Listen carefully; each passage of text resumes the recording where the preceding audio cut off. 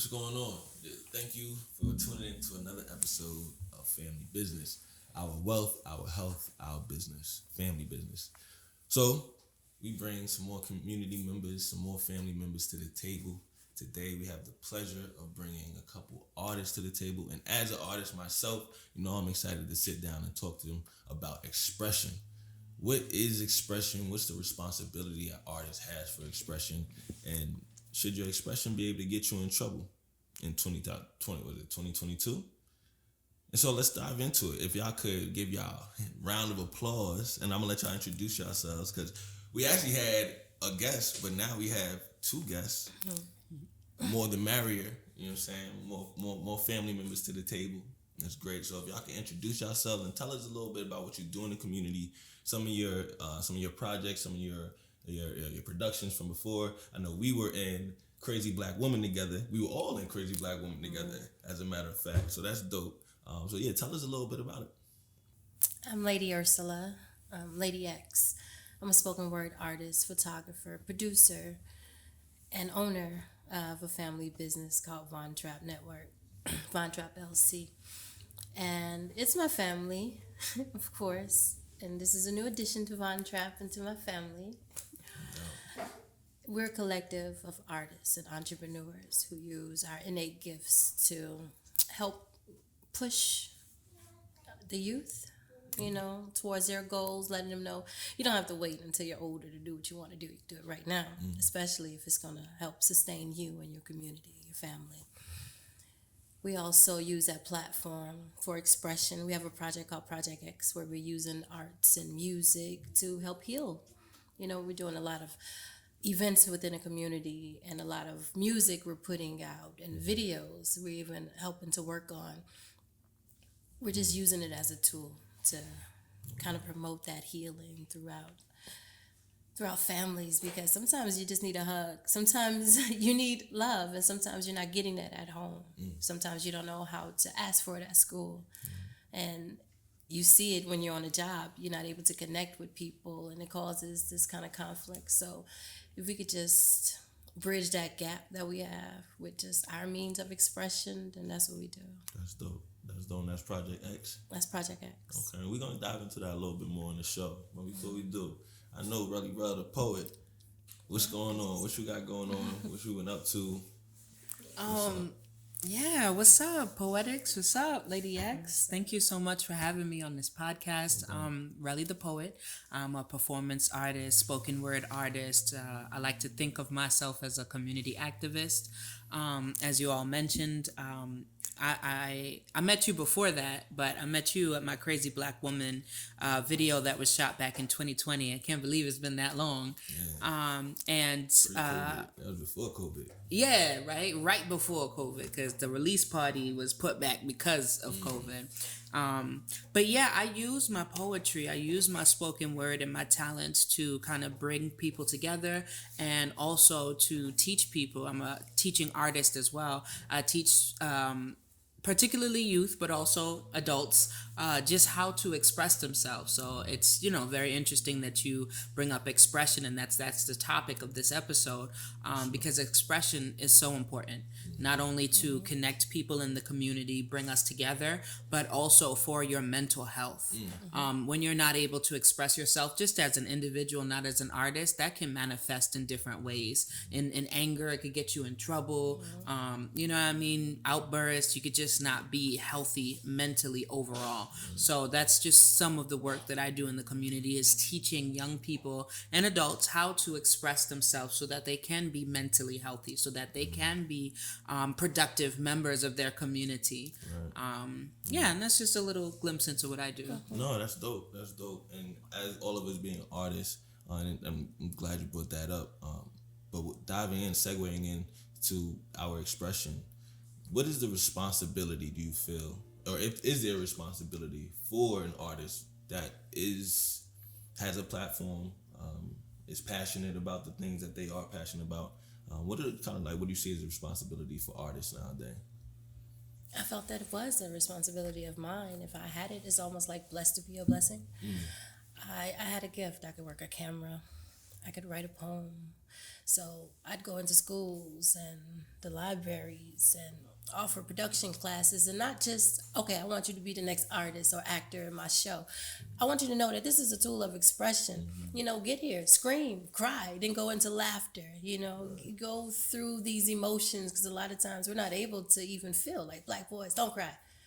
We're not able to just feel and sit in our feelings and understand ourselves and our emotions. So, yeah, acting is a tool to let it out as another character through a script and a scene, connect with a character or a piece. And even with poetry, I went into one school and I was teaching an introduction to production. But of course, because they're young ladies, it was so much more than just that. And so when we got to poetry and expression, I was showing them how to use art, almost like you did, this form of artistry to express themselves, just like we do with with art therapy. In another classroom, as they paint, they discuss their feelings. And I do this with my children as well, I just ask them questions, kind of provoke thought, and let them to just gently tell me how they feel and ease into it. I find that it's easier when they're expressing themselves to actually express themselves. I wouldn't say art was a distraction for them, but also it just put them in a place of calm so that they could connect with themselves enough to just open up. It's important that you said it, because a lot of times for us, our way of expressing ourselves has come through the arts, because we haven't been represented in other different areas. We weren't represented in the media. We weren't represented, in politics. We weren't represented in certain areas and environments. So the only way that we could express ourselves was through, music, through at a certain point we weren't even getting Movement. acting roles, But yeah, movement. But and it's because we're in a community, we see a lot of the tight knit groups, the pockets that have the expression of our authentic self, the expression of our ancestors. We have those pockets. For the mainstream media, people aren't exposed to those pockets, so they don't know they exist. And then when someone else it has control and manipulation over the outlets, the mediums, the show, the studio houses, the networks, the news channels, when we don't have any access to that, they then get to express whatever they get to portray us in whatever type of light that they want to, and blackface and everything, right? And then our expression kind of gets muddled because we don't have that space to distribute that ability to write our own narrative, to present our own narrative. Just in this time right now, expression is such a big thing, because Kanye West has been able to express himself, and we've seen the backlash. Someone like Kyrie Irving has expressed himself, and we've seen the backlash. So how much of that kind of like suppression, what does that do? That suppression of our expression to the culture, to our people. Is it misleading them? Do you think it's, tell me a little bit. During Katrina, we were rooting for Kanye when he got up there and said George Bush does not like black people. What took them so long to come in and offer some assistance? And you're from Louisiana. I am. So you was there for that. No, I was in Atlanta. Okay. I was starting school in Augusta, but we did go back and forth, getting family. Right, but you're from a there, house so full. you felt it. Still feeling it. Let me ask you a question though. When he said that, how did that make you feel as a native of Louisiana? Like I said, I felt represented. I felt heard by someone with not just the ability, but the audacity to stand up and say something like that. And a lot of times we don't get that. We don't get people who's bold enough and brave enough to go against the grain, against the current, to say something that most people aren't saying. Like when we saw Killer Mike jump up there after the riots here and protests here in Atlanta, after Keisha Lansbottom put him on. Like, okay, burning your own cities, you gotta stop, And I expected him to say something else. I'm not saying that we should have burned everything down, but I thought he would relate a lot more to the pain and anguish that they were expressing through that act. If that had been Kanye, it would have been a different conversation you'd have had with them. The statement would have been a little bolder, I bet. You know what I mean? But, what happens when those things don't get said? because I think that's what we're looking at right now. Decades and decades. When the last time we had a leader that Bottled up spoke? suppression. Bottled up, you know. It gets bottled up, and then it comes to a top. It comes to a head. Like, even when Barack was in office, not the first time I voted for him. It was the only time I voted for. I think we were all duped. You know, First and I think last. we all. I didn't vote for him again. You know, I would listen to him at these talks. I remember they all sat down. They all came to the table. Like, we got to do something about this violence. And he came and said that the gun violence was down in Chicago, the South Side too. I'm like, you from there? I know you lying. You know, I've been there a couple times, but I just did a show out there. You know, so to feel like he's in a position where he's unable to speak freely or unable to speak up and out for us as much as he could or would want to. You know, it's not a respect that I have. So I have more respect for Kanye West right now than I do for Rock. Why would someone be unable to? You said if he was able to speak up. Why would a celebrity or anybody be unable to? And I know we know the answer, but Like the president, why would he be unable not necessarily the president. Relate to? President has a lot of responsibilities, a lot of diplomatic things that go along with it. So I'm not really talking about the president. I don't ever expect the president of the United States to speak about the atrocities of the United States. Not an expectation I have. Okay. But in terms of an artist, in terms of a public figure, why would they not be able to? The blacklist. You get, you know, your ratings go down. You get less eyes on you. You get canceled. Didn't Kanye just lose? What type of deal was that? A distribution deal? What? No, was it a shoe company or somebody that dropped them? A sponsor deal? Adidas. Well, Adidas. From what I've seen everybody drop them. Everybody dropped them. Yeah. Okay, well, they go after your Adidas, pockets. things like that. Go after your pocket. I think Monique had to deal with something like that as well. Nobody was putting her in the movies. And a lot of times you'd rather just stay low, keep a low profile, keep your head down, not speak up and out. You know, not become anyone's activist, because now they're going to come after you, your character, your image, your money. Who wants that? Yeah, I remember Dave Chappelle, and when around the time when he gave up the show. Moved to Africa somewhere. Like, you know, and moved after, But they said they said a lot of other things before we found out he moved to Africa. They said he was on drugs. They said that he was, you know, violent. He was suicidal. He was crazy. That's the big word. He was crazy. He went crazy. Same thing that they do to Kanye West. And like I said, I'm not really here to defend Kanye West, the person. He's a millionaire.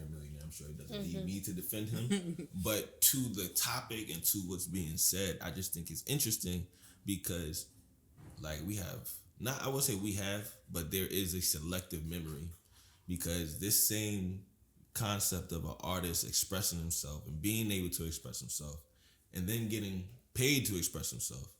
Well, when Dave Chappelle turned down $50 million, he turned it down because the corporation did not want to pay him for the money that he earned. Do y'all know the story behind Dave Chappelle and everything?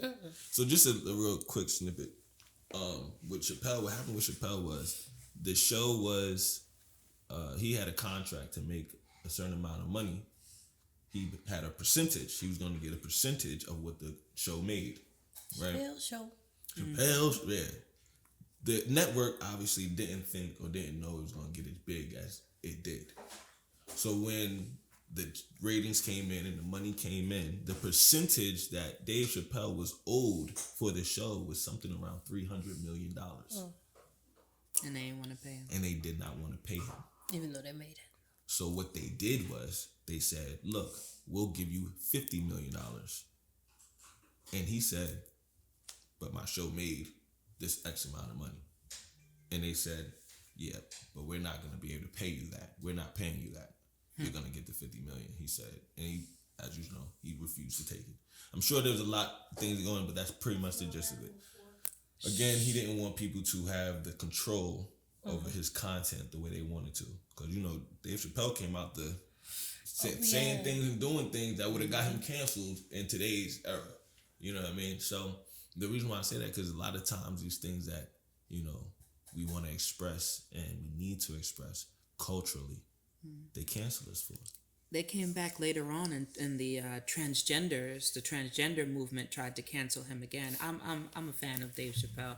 I like his audacity. I like his comedy, and I like how he is also informative with his entertainment. You know, he's educating us and politically, and a lot of people, you know, in the LGBT community were offended and upset by the things he was saying. And I realized that a lot of them didn't even know what he said. They didn't even see the special. I personally watched it before I made an opinion. And I don't think nothing he said was wrong, you know, but then that's my opinion and we're entitled to it.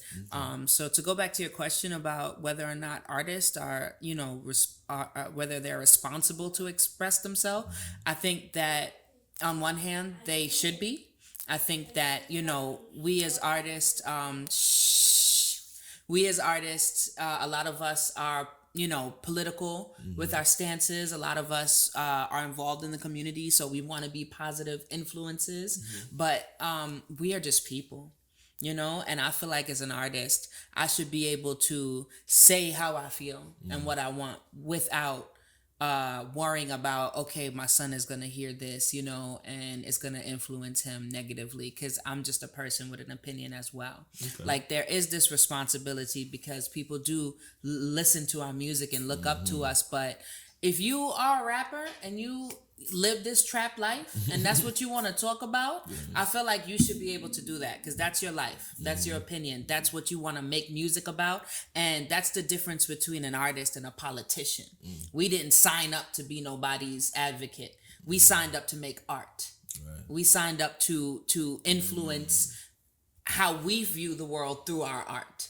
And if other people want to watch it and listen to it, by all means. But I'm not obligated to be something because people are listening to my poetry, because people are watching my, you know, that's like somebody watching my Crazy Black Woman video and be like, oh, well, you know, you're perpetuating stereotypes that black women are angry. Well, I'm angry.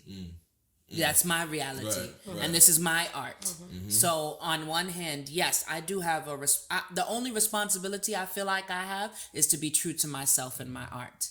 And how people take it, that's on them. I'm not nobody's president. You know, I'm not, you know, I didn't sign up for that. Right? I signed up to make art. I'm right there with you. Let's flip a little bit. Let's say you hurt somebody's feelings. So somebody always gonna get their feelings hurt. Yes, absolutely. That means that I did something. I'm stirring up feelings. I mean, right. I seen this. Good art. That's exactly what I was gonna quote. This quote. Do you know the quote that, you know, good art is meant to make you feel something, and if you don't feel something, then it's not good art.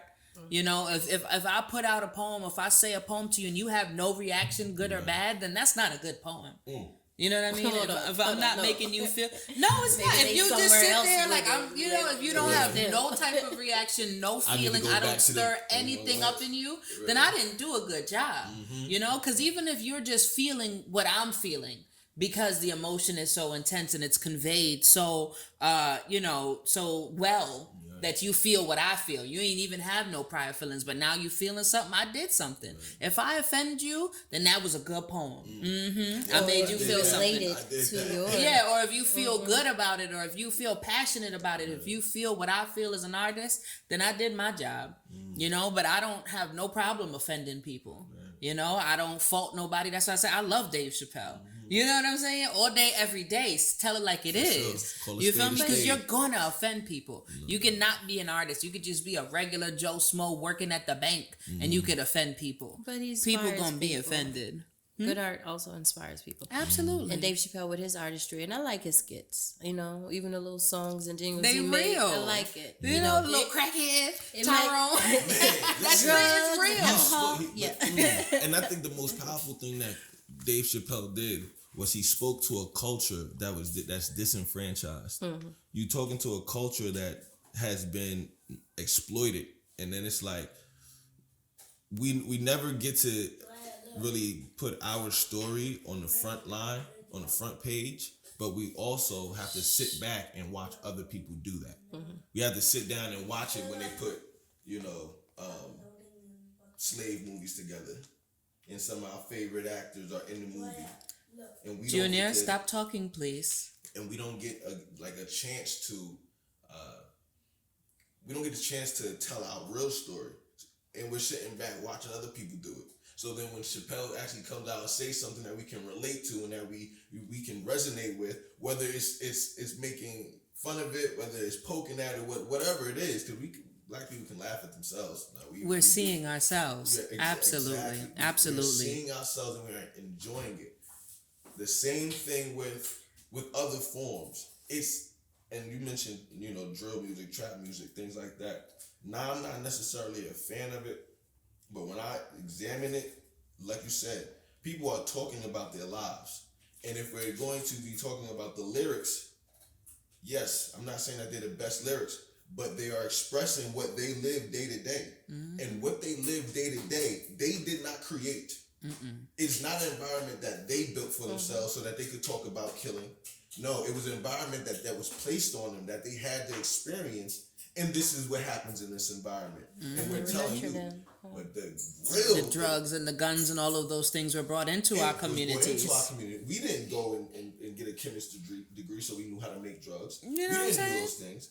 But one of the things that comes with that is when we didn't create the situation and people are profiting from the situation, the art is the only way we can get that message out. But who's making the money by diluting our message? For every Cyrock, for every what's the name, Rhapsody, and I mention those two artists because they're more of an underground. I could mention the Kendricks and the J. Cole's, but for artists that are underground and actually still reachable and touchable, who's gonna put the $1 million behind them? Who's gonna put the $2 million budget behind them? The people who want to hear us tell about our story so we can perpetuate it: guns, drugs, sex. We have artists who have already tried to transcend that narrative. Absolutely, and so, they don't get pushed. And so when there are a group of people who profit off of it, you lying, really? I have an EP I'm releasing that throughout the EP we transcend. We go from the life we used to live with this trap, you be that rat in the trap coming after my chat after been lying with the shoddy ready for whatever, and it was my life for real. And then I'd go into Mama Bear kitchen, breaking bread and knowledge down in my own house to my own child, to my only baby girl. I tell her this, tell me how it sounds, act like a lady, but know that you're a goddess. We transcend, we go from that to this. And even when we're talking about relationships, we go from gangster love to, the love that we need to see and perpetuate more of, to create new cycles that our kids see us loving this way all throughout this EP. And a lot of times you don't really get to grow with the artists. They go from the trap and the rap and where they are to killed. You don't really get to follow the growth of that artist. Like with Beyonce, she's mainstream, I know, not underground, but I became a fan like later on. Just I can hear her growth through her music. I can hear, the woman she became and how she began advocating for women through her music and for their expression. A lot of times we don't get that, but we don't know that it's an option because a lot of times people don't want to hear that. It's not mainstream for a reason. Right. People, the people that are pushing products and music and these people, they want to have that narrative perpetuated. That reminds me of us talking about drugs, money, sex, and all that. That's true. That reminds me of something that I experienced in New York. Because, before I came to Atlanta, I used to live in New York. And that's when my kind of career as a performance artist began. I've been writing for a long time, but then I started performing. And in New York, there's all of these opportunities, especially if you're actually talented, right? They're ready to pluck you up. And I actually got a deal You know, this dude that started this record company label or whatever. He was a millionaire in his own right, and he had a lot of money, and he wanted to start his company and funnel it. So he got me to sign a contract and put me in a studio. He gave me a signing bonus, a couple $1,000. At this time, I'm maybe like 20 years old. So somebody putting $10,000 in my hand for my music and my poetry, I was like, oh, I'm lit. You know, I was like, I'm signing shit. I didn't even read it. I'm ready. You know, I'm taking the money, I'm spending it, I'm going out, I'm doing the thing. He gets me these sections at these clubs, and really, he wasn't really even doing nothing. But to me, at 20 years old, I was like, damn, I made it. You know what I mean? Here's what happened. He takes my poems, he puts me into the studio, and he's like, okay, rap it. Put it to this beat. Or I don't like this, change this. Like, he starts to do little things like that. Now, mind you, I done took and spent the money. You know what I'm saying? I done party with the bottles and celebrated this contract. So even though I wasn't particularly liking the direction it was going, because I'm like, you found me at an open mic doing poetry. No beats, no hip hop, no persona. It was just Relle the poet in the mic, a cappella doing poetry, and you said you loved that and you wanted that. Now you're pushing this hip hop artist. Now, like, he even asked me if I wanted him to pay for me to get my body done. You get what I'm saying? Like, he was trying to make me Nicki Minaj. Right. You feel me? And I had to part ways with him because it just got too much. We didn't even get too far into it because it was like after the first and second show, he was just literally telling me, you have to dress different. You have to spit different. You have to write about different things. We don't want no For the Rikers Boys uplifting the youth. We don't want, your poems no more. He literally is telling me, I need you to write a song. He puts on a Cardi B or Nicki Minaj song, whatever, and he's like, write it like that. Do this. Because people don't want, I probably would have, but that's not who I was. I would have been, with my fake ass and boobs out here on the TV, probably. You know what I'm saying? But that's not who I was, and that's not what I wanted. You see so that it turned, as a sellout? Yeah. I don't see it as a sellout. I just see it as not me. I couldn't do it because I'm sitting here and I'm rapping in the studio and none of it feels like me. Okay. You know what I mean? But you say you don't think it's a sellout, right? I don't think it's a sellout because shit, I probably would have been...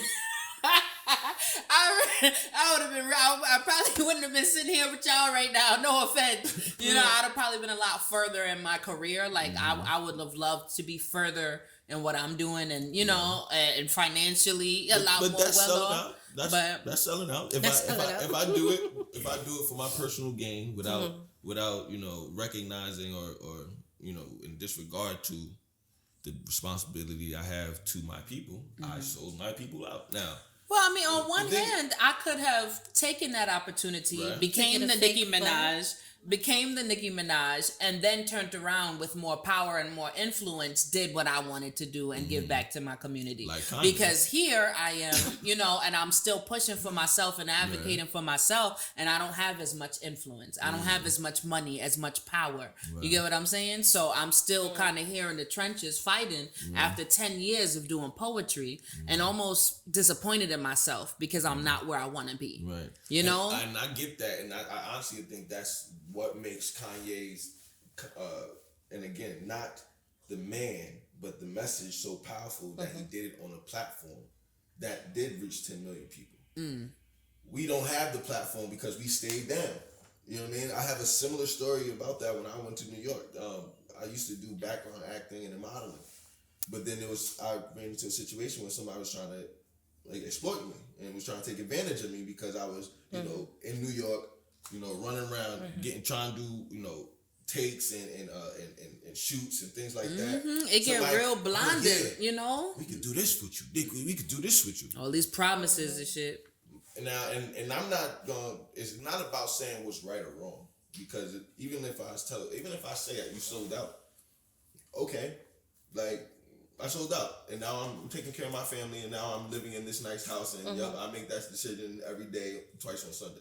It's not about good or bad, right or wrong. It's about cause and effect, causality. What happened when you didn't take that opportunity versus what did happen when you did take the opportunity. So you could very well say, yeah, I could have, made the money, got into the game, got influence, you made it big, and then turned around and got my people back. it's a lot easier said than done. And there's a lot of artists who have tried that. And then you have artists who have tried that, turned around, and then you never hear from them again. So it's like, yeah, I'm not even going to say, like I said, right or wrong, good or bad. Because now maybe you got to, grind, work, and do your art. As opposed to having someone take care of all of these different things. But there is something that comes out of each and every one of those decisions. And a lot of times people have this notion that what I do doesn't affect anybody else. Oh, it's my decision, my life. It don't matter what everybody else thinks. But that's not how life works. We are all connected. We're all connected on a very cellular, spiritual level, but we're not even going to get there right now. We're just going to talk about the cause and effect of our actions and our consent. So when you do make that decision to go take the 10 million, change your look, your outfit, your spitting, your bars, when you do that, you don't uphold a certain type of integrity that was given to you. The Most High gave you those words. And the minute you say, "Nah, I'm gonna sign this check for 10,000 or 10 million," and change those words, you went against the Most High. You went against your own self because that was your gift. That was your download. So you think, okay, well, I made a decision for my family, for the easier, comfortable life, right? Let's say that. But now, where the Most High put a purpose and a direction on your life, and you went against it, how many people's lives did you not touch? How many people's lives have you touched with Crazy Black Woman? Like your how daughter. How many people's lives have you touched with your spoken word or your artistry? I was touched when you just dropped 3 bars for me. So how many people were you able to touch because you didn't make that decision? Versus how many people would be looking at you like, well, shit, man, I was going to fight the good fight, but ain't nobody else fighting the good fight. Ain't nobody else fighting. You know what I mean? Right. And honestly, that Birkin bag do look kind of nice. You know what I mean? And you know what? Honestly, I really don't know that much about the history. They could be, but because we chose to have this platform, because we chose to speak out, we were able to make a very intrinsic impact. Meaning you can't measure it right away. It's not quantifiable. You know what I'm saying? Like, if I turn down 10,000, you can quantify all the things I'm gonna miss out on. Okay, that was the Wi-Fi bill I could have paid. That was, cell phone. I'm not gonna lie, I took the money. I signed the contract. I just breached it. I was just like, you the goat for that. I took the money. We call that blessings on here. We call that blessings on here. I ain't get that nigga back his money. You know what I mean? But that's the thing though. You know, you did the same thing. It's part of it's definitely a spiritual warfare that's going on. I was just in the studio with a lot of people, and we're making art and music. I'm writing songs and rewriting their lyrics, even back then, 15, 16. And I realized they don't have that responsibility to me as an artist. Who the hell am I? I'm just some cute 16-year-old whom they want to fuck. And I found myself navigating around that way too much. It was always, okay, do I fight him or do I fuck him? Do I fight him or do I fuck him? And I'm from New Orleans, I always chose fight. No, I'm not about to just give myself to you. You know what I mean? Right. Just because you want it. I came here for this, and I've always been focused like that. They find me on any set or in the studio, I'm focused. So much so that I'm getting other people on point. I'm not an engineer, but I'm gonna get you right. I can help with your cameras too. But at the same time, I'm not going to bend and sell myself out that way just because I feel I might want to be in anybody's position. I can only stand where my feet are and only pray, God, cover my feet. I'm headed in for you. Therefore, I'm not going to be as easily swayed and made by someone's lust, by them coming at me like that. And we do have a responsibility, and we are being observed, not just from the kids, but from other people. Other women are inspired by us as artists, as poets, as photographers. I have people calling me like, wow, even your selfies be on point, and I'm inspiring them to get into photography. Or the students will come back, Miss Ladee, you inspired me to be a photographer, and things like that. And a lot of people in this industry, they sign, I'm gonna be well, I'm gonna have my money, my family good, and forget everybody else, and even the other artists coming behind them. So much so that people like me have to walk away from music, walk away from art. If this is what it is, I don't want it. I'd rather sit back and relax. My dad was managing. He was getting me booked at shows, Crow's Nest, downtown, all these different places. This is 15, 16. I'm not even old enough to go in the clubs yet, and I'm headlining places. And I'm like, I don't want it. I don't want to fight off grown men anymore. And I'm fighting them, decking them, all in the jaw. That concept of art and business is something I feel like I think like this new renaissance, we're gonna address it, but for a long time there was the artist and then there was the business. And the business it was always separate, and the business always took advantage of the art. You know what I mean? And because of that, those are the pressures that they had that you would place on, because that was the leverage that they had. You know what I mean? That leverage was your pressure. So how bad you really want it? You know what I'm saying? Like, are you they in the rooms advocating for you? They're determining your parameters of your art and the contracts and determining your worth. Determining your worth. Absolutely. As artists, if we have the art, so we're the talent. In order to get it out there and on that scale, there are about 8 different people that they're talking to: distribution, publishing, executive CEOs. So they're making the decisions surrounding your art, and you are not even in the room. You have to be in every room. They're making the money that's based solely on your art. My man Kanye says, "Show me the contracts." When they make money, do we know what the contracts say? Do we know what the fine print says? Now, outside of that, and one of the things I respect about, like, when I first met you as an artist, I believe I met Relle first, because I met you on stage. But one of the things, and I've seen other artists out here do, what we all actually end up doing, is taking our art and trying to monetize it ourselves, and then we become the artist, the entrepreneur. We're the marketer, the promoter, the publisher. We're running around doing everything. You know what I mean? And that's right. But here's the kind of like the catch-22. We have complete control over our art and our artistry. We have complete control over all of it. But now you're wearing 9 different hats. And now your art suffers. Right. And your art suffers. Now your Tired art as hell. I realized that when you have a team, it's not easy to trust. It's not easy to trust people, not just those in a boardroom meetings who are making the decisions about you, but your brothers. It's not easy to trust all your sisters. Your homeboy sitting next to you that wanted to come to the studio, you get what I'm saying? And was like, that's dope. And then when it blow up, being like, so where's my cut? Right. And all they did was sit there and beg to come with you to the studio and said that was dope. But they feel entitled. No, I said we should change it up like this. Right. You know, like it's true. I don't even be trusting people no more. Speak on that. But this is what I say to that, right? And I go back to the cause and effect, because I completely agree. It is tough. It is hard.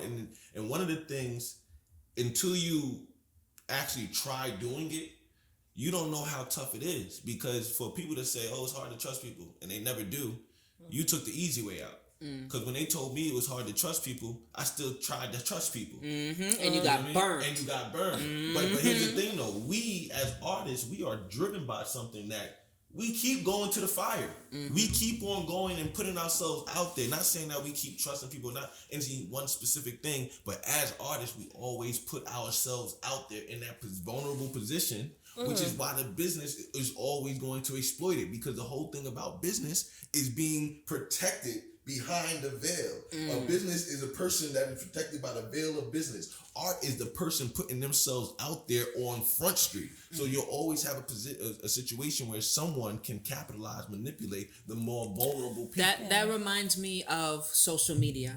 That reminds me of how we utilize these platforms to get ourselves out there, especially when we're entrepreneurs / artists, right? We're utilizing these platforms. We're promoting our shows. We're putting out, snippets of our work and different things. We're trying to use them to our advantage. And then we sign sign these agreements, a lot of people don't realize Instagram and Facebook own your shit now. Own it. And that reminds me of Bigo. I recently found the social media platform that lady has joined me on called Bigo. You have heard of it? Bigo Live. You get points for being. You get beans and shit, and shit. They was paying me. I've been cashing out a little bit on Bigo now. Mm-hmm.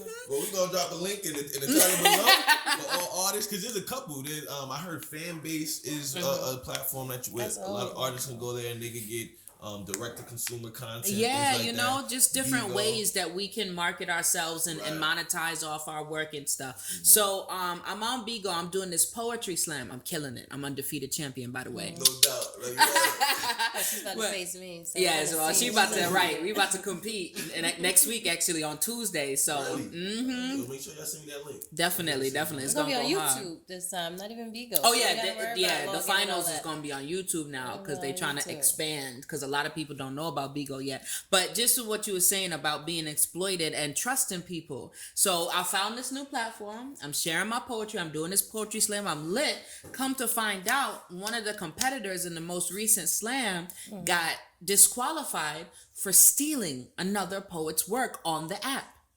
So these are the things as artists that we have to be aware of. So we're like, okay, I done had somebody try to steal my work before. Of course. I learned, I copyrighted. Go ahead, I wish you would. Please do. I feel you. It hit my pockets now, because all my work is copyrighted. Branded. Crazy Black Woman, everything copywritten. I got the certificate. I'm not You playing. know what you should do, honestly, and we could show artists how to protect and make money off of their art. Absolutely. Direct to consumer content is a real thing in 2022.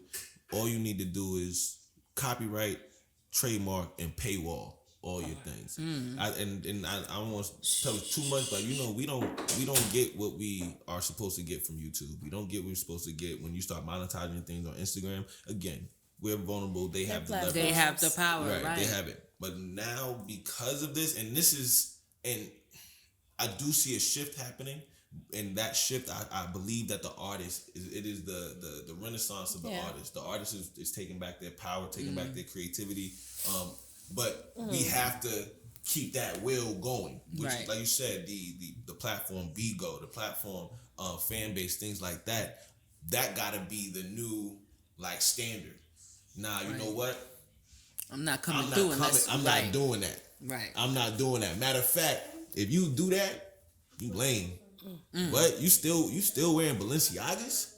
You still wearing what? You got that big old, you know what I'm saying? Or you still performing for free at these shows and letting these promoters and these event producers use all your artistry and get all your people to come and buy tickets and buy drinks, and they not paying you. And they paying you in exposure, but it's your people. In the back stealing your work. And somebody in the back writing down what you said. Oh, that was hard.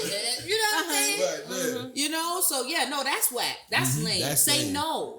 Say no. I've started turning down so many shows. Or my rebuttal is when they reach out to me, because I have people reaching out to me all the time.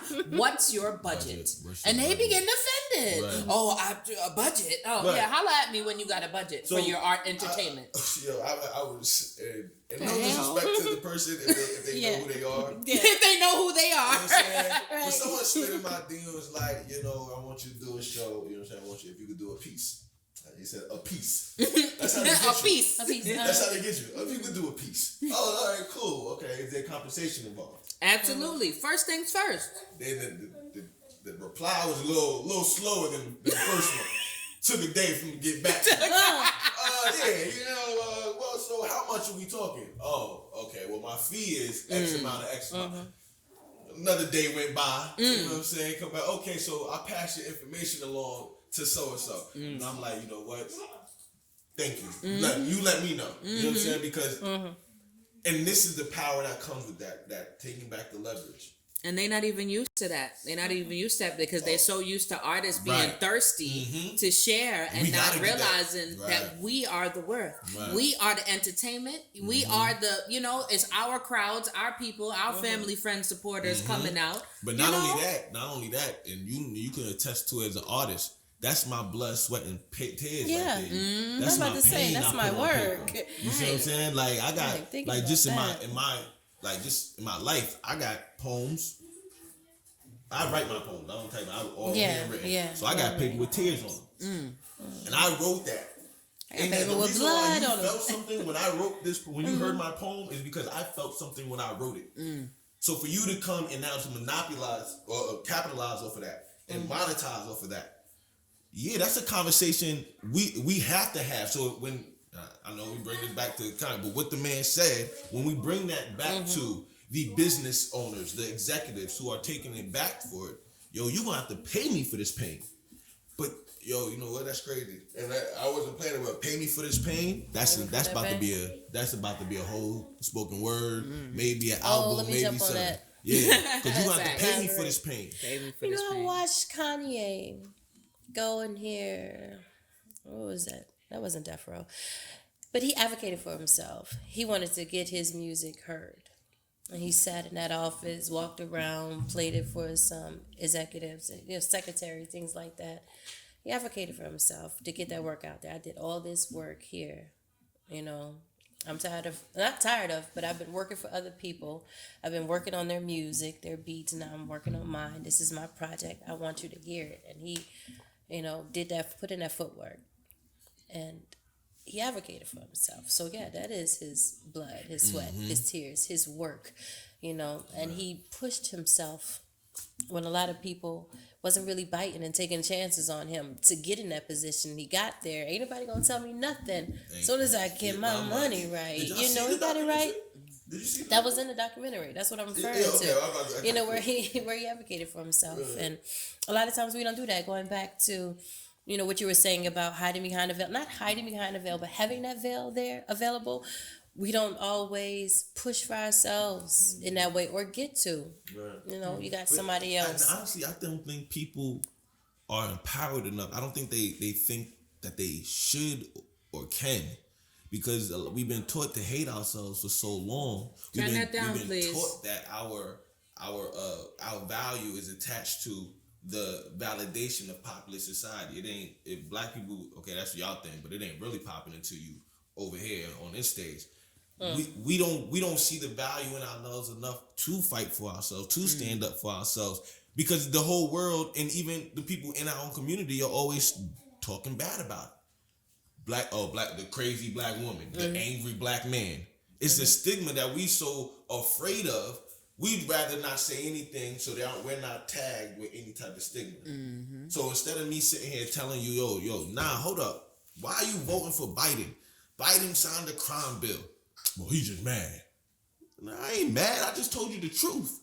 Crazy black woman. Yo, what do we are unprotected, vulnerable, and 80% higher rates of death coming out of the hospital.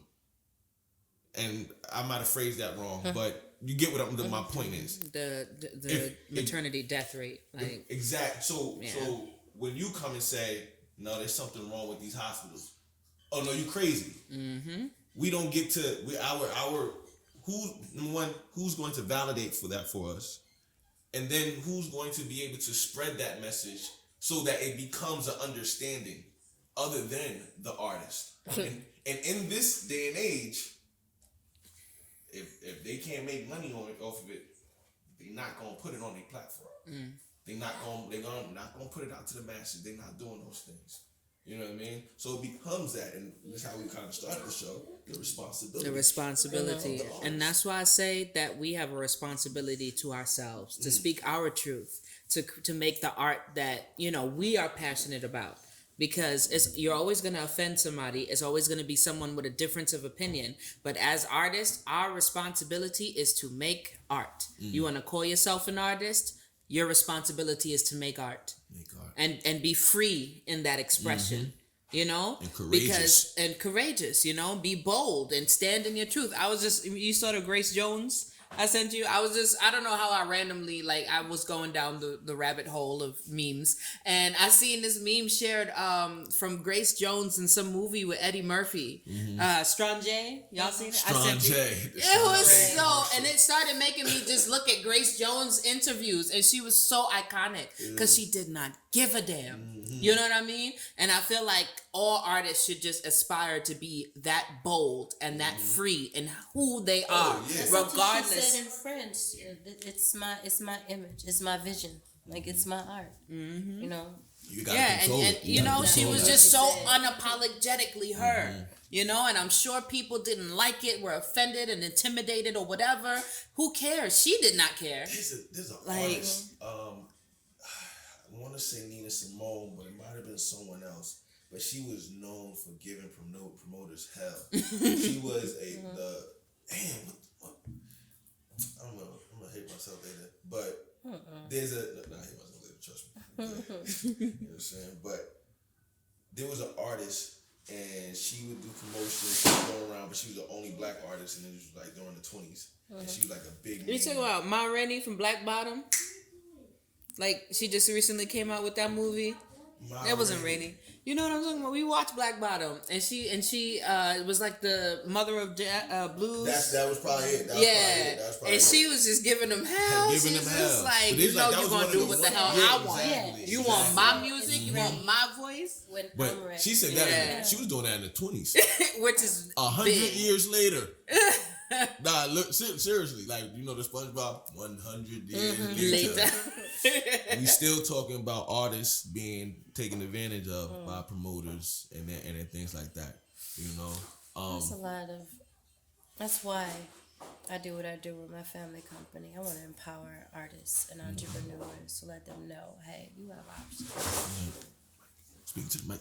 Oh, I want to empower those artists and entrepreneurs, let them know they have options while simultaneously creating a collaboration so we all come to the table and hand out more options and gain more options at the same time. You know, it doesn't make sense for you to own a publishing company, right? For me to be over here writing books and we not work together, we're in such close proximity. It doesn't make sense. Why should I take it over here overseas or to this company who's well known, who might give me a bonus or whatever, when you have a track record, you've done your own book, you've published it, you've published your own music. Why should I then, you know, allow them to make this money off me because they have a bigger company, because they have access to things you may not, they have more experience than you. It doesn't make sense. I feel like if we all come to the table, we'll grow together. We'll get there together. Like what they say, if you want to go farther, go fast. if you want to go fast, go alone. If you want to go far, go together. That's what I said. If you want to go far, go fast. You just keep going. Go fast. I had a sergeant major tell me that. That's the secret to the 2 minute. I mean, to the 2 miles. Just go faster. Just go faster. That's the secret to the That's the secret to the 2 mile. Getting a good time. Go How faster. did he do it? He went faster. He went faster. Yep. It was crazy. And then y'all, you spoke on it, and I wanted to mention it. Like it was trust. A lot of times we have those issues, and it's not just trust issues. We just have issues within, you know, our communities, our families, and businesses. But if you find some people you can trust, how at whatever limit, it's a good idea to build a team around yourself in your artistry. You should have your homeboy promoting. You blowing up on TikTok and Instagram, homie, you know, be my promoter. Come on and do this social media thing. 'Cause I haven't figured it out yet. You know, you good with graphics. Come on. You know, and why not allow them all to rally around you, and you also jump on this team and rally around them. You know, what you're good at. You know, you're spitting at their events. You're helping them organize events. We did an event together, and I had to break her of this. Mommy and Me. You know, we have a Mommy and Me event where we teach we promote financial freedom for moms and their kids in business, you know, because we have young entrepreneurs. Our kids are in business as well. And I say, okay, we need help. We need somebody doing this, somebody doing that. She said, what I need a team for? I could do that. No. I No. was so used to wearing all those hats, and I was so used to being burned that I, you know, was closed off to letting people in. I'm like, we're partnering, we gonna do it. I'm gonna be at the door, and I'm a host, and you're gonna take pictures, and you know what I mean? But you're because not I've done it. So ragged. You know, I've learned from But that. that's the I've thing, been though. doing this a lot longer. That's what they've You been know? telling us, though. Go harder, grind harder. Go. And I'm from And a lot New of York. the richest people. That's never been the case, right? Right. Never Yeah, I been the had to case. learn, you know. I said, well, had look, to I'm going to meet introduce someone- you to a couple members of my team. I had to meet someone who I trusted enough to enlighten me and help me to learn and grow from that hustle mentality. Right. I'm coming from New York. Even the little things that I do in our day-to-day basis in our life that don't even have to do with art. She's like, why are you doing that? And I'm like, because I'm a hustle. I'm going to get it. You know what I'm saying? She's like, calm down, Brooklyn. Like, we don't have to work hard. We got to work smart. That's what we know. You know what I'm saying? And it's wild because what she is for you, I got a brother that put me on game too, because I came down here with the same mentality. Yo, I got my own camera, I got a laptop, I know how to edit, I know how to do these things. You know what I mean? Okay, let's get the system going. I'm gonna be here, everywhere. Every at the what's that? The line, the construction line, every part of it, I'm gonna be there. You're right. You know what I'm saying? But then my man tells me, he's like, yo, listen, there's no business that's run like that. There's no anything successful. People have a team, and people have responsibilities. And so what I got, it was kind of like a gem when he told it to me. It was like a light bulb went off in my head. But then actually doing it was the problem. Actually applying it. And one thing that I came up with, because it's not enough just to say do it. It's not enough to say, okay, if I just work harder, that means it's gonna happen. That's not actually true. You know what I mean? You could work harder and things still not happen. But one thing I kind of like started to look at was when they start saying things like find your tribe. Find your tribe, find your tribe. Now, I'm gonna be honest with you, it's tricky. But even sometimes the people in your tribe are not there for a lifetime. People come in your life for a reason, for a season, for a lifetime. Sometimes the people that are in your tribe, some people that are in your network, they're supposed to be there forever, but that's not a bad thing. And the other thing that I realize is, if somebody burned me, it's not a bad thing. Because one thing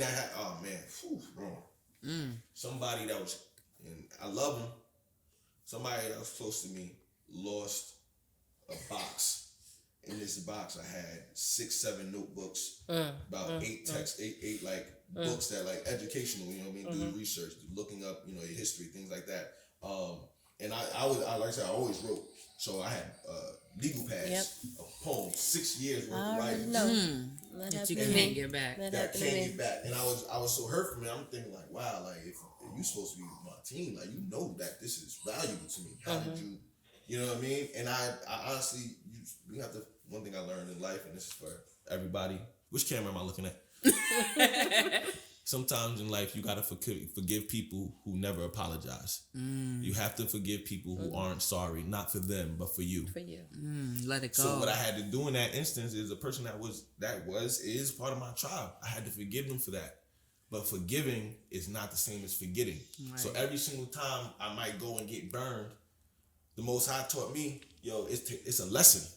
It's a okay, my bad, gotta patch this up. Oh, they tried. I'm weak over here. I was vulnerable over here. All right, I'm gonna go ahead and patch this up. Because this thing not stopping moving. I'm not done. I didn't get exploited or taken advantage of in 2014, so I could never see 2024. Nah, what happened in 2014 is the reason I'm gonna see 2024. You know what I mean? Because now I know the game. Right. I know definitely smarter. Definitely reading contracts. Exactly. Definitely not just getting blinded by, what I'm saying? It gives you the confidence. Right. Because, coming to Atlanta, there's a lot of that going on in Atlanta too. Right. A lot of people, trying to put me on and trying to make me famous and all of that. Simultaneously keeping you in their pockets. And that confidence to know how to speak up for yourself. So if you're the artist and didn't know, like, yo, can I, can I get $20 for this piece? And no, are you paying me for this piece? And you shy. You don't want to talk about payment. I thought you were just talking about being soft spoken. I'm like, don't do me like that. I had that happen to me, but I literally had somebody in my tribe burn my notebooks, and I wrote everything by hand as well, and I started putting things on floppy disks and typing it up and writing them 3-4 times after that. So much so that I committed a lot of it to memory. But I had somebody burn my notebooks, just my poetry, and they knew that would hurt me. I went to jail. But more of the story. This is my art. Don't mess with it. Yes, I'm so sensitive about my stuff too. However, you know what? You're right. It didn't stop there. What I said, the spirit, which is where I got poetry in the first place. You know what? That's my sacrifice to you. You know, I'm seeing that not as a loss, but as a gain, as a sacrifice. Because I'm choosing to. I don't see another way to look at it right here. Right, It's gonna hurt I my heart if I don't. You know, this is my sacrifice to you. You know, and I want to be stronger as an artist, as a person. You know, this is my passion. This is my purpose, and I want to walk in it and fulfill it and just please you, ancestors, Most High, Spirit talking to me while I'm praying in the closet. So That's dope. That's dope. And if they only knew, like, what? I didn't want to cut you off. But it's just that's one of the biggest things. And I want to round up the episode. I know we had a great time. It's getting a little later. But on that note, if they only knew that the artist is inspired by spirit and the Most High. Our art is a gift. It's a gift from God. So when you have someone who comes in and doesn't value it or doesn't value it or tries to suppress your expression, that's an act of treason for me. That is. You going against Take my them to the forefather. bread. What? Put them on the wall. Put them on the wall. Because the minute you stop someone from expressing the Most High, now we're not talking about, oh, you broke a law. We're not talking about, oh, you offended somebody. Nah, that's spirit. That's In a deep. lot of texts from back when they would speak of currency, and it was called talents. That was your currency, like not coins, talents. Like my talent, this is my currency. This is what has been getting me through life. And I thought about it today on the ride here. I was like, because somebody said in the video, what if, you know, I had every need met, like whenever I swipe my card, I have it. And I'm like, well, that is true. I've never go without. You know, I've not ever been without. I've not ever been sent on a mission by spirit, told to do this, perform there, write that, spit that, and not have what I need to get it done. I've not ever been without. So Always make a way. Provisions. and because I am, That's deep. I know, right? I had to just sit there and look at it too. That is gratitude. Because if we can sit there and if we step back from life for a second, how many people can say that, you know what, Most High provided everything I needed, and in times that I didn't have it, there was lessons learned. So that I was getting something was given in, and it might have been no, because sometimes you might want things and no, it's not on the menu. You want I'm gonna give you everything you need and half of what you want. Because sometimes what you want isn't what's best for you, and a lot of times I see that, like, you know what, if you called me to do something, and you said you're gonna give me everything I need, and then the reward is, you know what, I was able to. You know what I'm saying? Like, I ain't do it for the money, I did it for the love. You know what I'm saying? But you still gotta get paid. You know what I mean? And that's part of it too. You know what I mean? We're able to barter out here. Needs are met, so we're able to Abundance. extend that, be blessing, you know, and not rely on anyone's form of currency out here. It's actually talents. I'm gonna give you my talent, you're gonna give me yours. You know, we're gonna exchange it that way. And somebody used to say, "Well, Georgia Power ain't gonna barter with you." Well, they sure pay me. You gonna see my pictures on that website. I ain't gonna hold you though. There's ways to get around that. Yeah. I ain't gonna go on air, but there's ways to get around that. I'm trying to tell you that. You was telling You know me, what I right? mean? That's a whole nother episode. But no, I definitely Resourcefulness. I want to shit. Tell me about it. I would definitely want to thank y'all for coming through. You know, again, this is family business, and honestly, like the whole time, like I'm thinking in my head, like, you know, we got kids in the background and if they heard or anything like that. But I'm like, nah, that's cool. That's family business. You know what I mean? Because they're a part of our family business. Yeah, you come to the kitchen Von table, Trapp right there. you're going to have kids run around, and you know what? It's good. It's subconsciously, I believe, because they might not be able to fully understand everything we're talking about. But the energy that we have here, the energy that's created having this conversation, they going to feel it. They going to hear little things, and it may not connect right away, but you might have a painter in the future, an artist in the future, 11, 12, 13, and these messages just sit on their subconscious. Zion. Nah, you know what? I'm going to stand up for my art. I'm going to stand up for me. Why? Because I heard mommy and I'm not sure what they call you. You know what I'm saying? But, you know what I mean? Oh, mommy and TT, I heard them talking about, you know, standing up for art and standing up for yourself. You know what I mean? And that's why we have these conversations. That's why I want to put this platform together. So from Rebel and Family Business, I want to thank y'all again for coming on, talking your truth, expressing yourself as a great artist y'all are. And before we go, if y'all have anything y'all want to say, anything you want to promote, I know you said you have a project coming up. Y'all have the Project X initiative. We're going to drop some links and some things in here, but... Well, we have a book coming out. It's called Love in Every Tongue, and it is a collection of our poems that we've written to each other, and they speak about more than just love. It speaks about current events and social justice and just various different topics, and we're planning on releasing it in Valentine's Day 2023. So it was simply our language to each other. We weren't writing poetry to each other. You know, we were speaking yourself. and expressing in that way. You know, I don't think she knew I would retort the way I did. I can get with you too. She wrote me a poem. Yeah, that's how we got together. I was just like, yo, write to this. Yeah. And she wrote, and she rose to that occasion, went above and beyond. I was like, oh snap, okay, bars. No doubt. Well, definitely tell them your Instagram, your where they could see, where they could get the book, where they can get some of your productions, website, anything like that. Let them know, and yeah, you know, we gotta support each other. I mean, family business. I'm doing pre-sales on ladyx.com and Relle Speaks. Rell's Poetry, RELLES Poetry.com. Gotcha. And then Instagram at Relle the Poet and at Lady X. No, Relle period. The period. Poet. She's doing it like how I do it when I'm on stage. Relle period. And I'm Lady X, but Lady is LADEE.X. And that's every platform, Facebook, ladyx.com. Lady.x. Yeah, and we're doing some events next year. You know, March, we're doing an artsy garden party.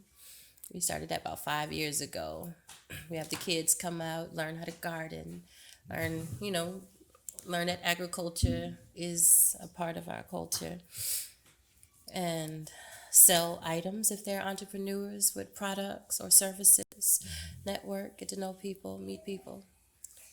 Paint and feature local artists. And feature and local makes artists it the as artsy well. garden party. We bring a lot of art to garden.